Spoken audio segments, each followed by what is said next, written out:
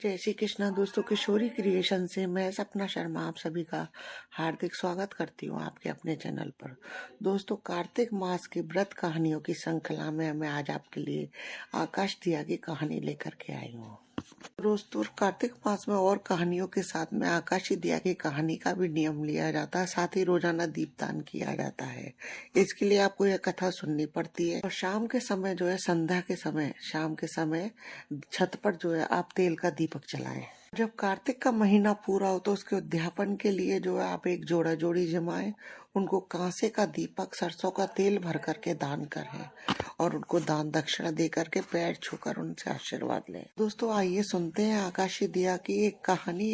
एक दादी और पोती थी। दादी रोजाना जो है गऊ ग्रास निकालती थी और पोती जो है उसे खा जाती। पोती बहुत छोटी थी, कुछ समझती नहीं थी। कुछ समय बाद वह पोती मर गई और उसने एक पिनार के घर में जन्म लिया और पिनार के घर में भी बिल्ली का जन्म लिया। अब जब वह बिल्ली चलती तो उस पिनार के घर में छम छम की आवाज आती। यह आवाज जो है राजा के बेटे को सुनाई देती। राजा का बेटा सुबह सुबह घूमने के लिए जाता था तो राजा का बेटा सोचता, जिसके चलने की आवाज इतनी सुंदर है तो वो खुद कितनी सुंदर होगी। तो राजा के बेटे ने मन ही मन प्रण कर लिया कि मैं तो उसी से विवाह करूंगा। अब एक दिन वह राजा का लड़का पिनार के घर गया और उससे बोला कि तुम्हारे घर में जो है किसकी आवाज आती है और मैं उससे जो है शादी करूंगा। वो बोला कि ठीक है, शादी तो हम करा देंगे, पर उस पिंजरे में रख के आपको फेरे करने होंगे। अब राजा का लड़का जो है तैयार हो गया, कुमार राजी हो गया। वह पिंजरा भी बनवा करके ले आया और उसने उससे शादी कर ली। उसको किसी ने नहीं देखा। बिल्ली की आवाज भी जो है औरतों जैसी थी। अब राजकुमार के घर में उसे किसी ने भी नहीं देखा क्योंकि वह पिंजरे में बंद थी। तो सब लोग सोचने लगे कि राजकुमार की राजकुमारी जो है बहुत सुंदर होगी। तो राजकुमार ने सोचा कि सबसे पहले इसे मैं ही देखूंगा, तो उसे अपने कमरे में लेकर के चला गया और जैसे ही उसने पिंजरा खोला तो वह देख करके घबरा गया कि ये क्या है। राजकुमार घबरा गया, डर गया। तो बिल्ली बोली, आप डरो मत, चिंता मत करो, मैं आपका सारा काम कर दिया करूंगी, मेरे को बस पिंजरे में ही रख लो, मेरा खाना या बाहर रख दिया करना, मैं उसे खा लिया करूंगी और मैं रात में जो है आपका सारा काम कर दिया करूंगी। तो बिल्ली की बात सुन करके राजकुमार को थोड़ी सी तसल्ली हुई। अब घर में सभी ने कहा कि भाई देवी देवता पुजाने, बहू को बाहर निकालो। तो राजकुमार ने कहा कि उसकी तो तबीयत खराब है। अब घर वाले उसके लिए खाना दे देते थे, वो उसे खाना ले जाता, खाना रख देते, वो खाना खा लेती और घर में उसके कमरे में छम छम की आवाज आती घूमती फिरते की बिल्ली के। तो सब घर वाले सोचते ना जाने कितनी सुंदर बहू होगी। कुछ सब जने जब सो जाते तो तभी वह बिल्ली घर का सारा काम करती, पोछा लगा देती, कपड़े वगैरह धोती थी, सब कहते कितना अच्छे से काम करती। अब कुछ समय बाद राजकुमार के छोटे भाई की शादी तय हुई। अब तब घर वालों ने कहा कि भाई अब तो अपनी पत्नी को बाहर निकाल दो, पर वह फिर भी कुछ ना कुछ बहाना बना दे। घर की बहू बेटियां ऐतराज करने लगी कि हम भी उसके हिस्से का काम नहीं करेंगे, उससे कहो कि वो भी अपना आकर के काम करके घर के कामों में सहयोग करे। और घर की भाभीियों ने राजकुमार से कहा कि अपनी बीवी को बाहर निकालो, देखो घर में बहुत सारा काम है, गेहूं भी साफ करने हैं, मसाले पीसने हैं, मारने हैं। तो राजकुमार ने कमरे में जाकर के बिल्ली से कहा तो बिल्ली ने कहा कि मैं रात को सारा काम कर दूंगी। अब रात में बिल्ली ने जो है गेहूं साफ कर दिया और अपने पैरों से सुंदर सुंदर मार दिए। लोग बहुत खुश हुए। सब लोग कहने लगे जब इतना सुंदर काम करती है तो कितनी सुंदर होगी। अब सब लोग जो है छोटे राजकुमार के छोटे भाई की शादी में जाने के लिए, राजकुमार भी जाने के लिए तैयार हुआ। राजकुमार बिल्ली से बोला कि मैं 2 दिन के लिए शादी में चला जाऊंगा तो तुम्हारा खाना पीना कौन देगा। तो राजकुमारी बोली, ऐसा बिल्ली बोली कि ऐसा करो तुम मेरे लिए 2 दिन का खाना यहीं पर रख जाओ। राजकुमार सारा सामान तैयार कर एक सरसों के तेल का दीपक जला करके चला गया। अब राजकुमार के जाते ही राजकुमार ने इसी कारण सरसों के तेल का दिया जला दिया कि रात में जो है अंधेरा नहीं हो।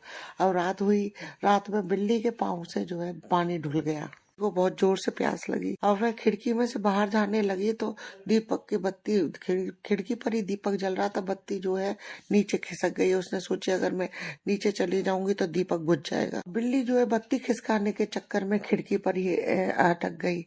अब आकाश मार्ग से पर शिव जी और पार्वती जी जा रहे थे। पार्वती जी ने शिव जी से कहा, भगवान ये क्या हो रहा है। भगवान बोले, ये बिल्ली है, ये प्यासी है, ये पानी पीने के लिए बाहर जा रही थी तो खिड़की पे फंस गई, खिड़की पे दीपक जल रहा है। परेशान हो रही है कि बाहर जाएगी तो दीपक बुझ जाएगा और दीपक थोड़ी देर में स्वयं ही बुझ जाएगा, ये परेशान हो रही है।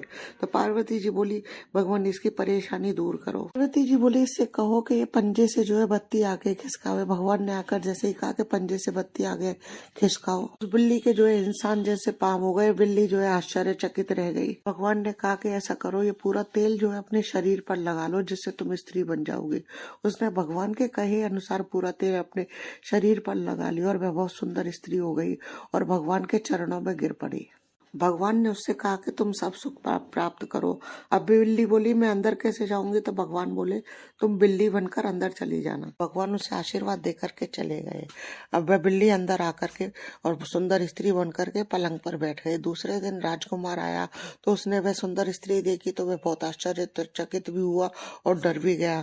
तो उसने बिल्ली से पूछा तो बिल्ली ने कहा कि डरो मत, और बिल्ली ने अपनी सारी बात उसे बताई। ये सब जो है आकाशीय दिए का फल था। वह पिछले जन्म में जो है आकाश के नीचे दिया जलाती थी। इस जन्म में राजकुमार जो है आकाशीय दिया जलाते थे। हे कार्तिक के ठाकुर जी। भगवान ने उसकी जोन छुड़ाई वैसे सबकी छुड़ाना। अब घर वाले नई बहू को देवी देवता जैसे भगवान ने उसकी गोंद छुड़ाई ऐसे सबकी गोंद छुड़ाना। अब घर के लोग नई बहू को देवी देवता पुजाने के लिए लेके जा रहे थे तो ऊपर से नीचे आकर के राजकुमार ने कहा कि मेरी पत्नी को भी जेवर दो, हम भी जो है देवी देवता पूजने चलेंगे। अब राजकुमार अपनी पत्नी के लिए भी गहने वस्त्र लेकर के ले गए और अपनी पत्नी को तैयार करके नीचे लेकर के आए तो सभी लोग जो है आश्चर्यचकित रह गए। सभी लोगों ने कहा वाकई में बहू तो बहुत सुंदर है। तभी राजकुमार जो है हमें किसी को अपनी पत्नी को दिखाते नहीं थे। बहू जो है छमछम करती चल रही थी। भगवान जैसे उसके पाप नष्ट करे ऐसे सबके पाप नष्ट करना। कहने वाले, सुनने वाले, हुकारा भरने वाले। कथा अधूरी हो तो पूरी करना, पूरी हो तो मान कर।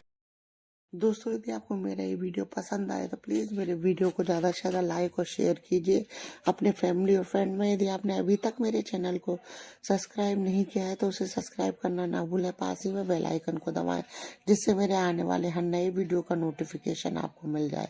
हिंदू धर्म, रीत रिवाज, कथा कहानी जानने के लिए मेरे चैनल पर बने रहने के लिए बहुत बहुत धन्यवाद। जय श्री कृष्णा दोस्तों, राधे राधे।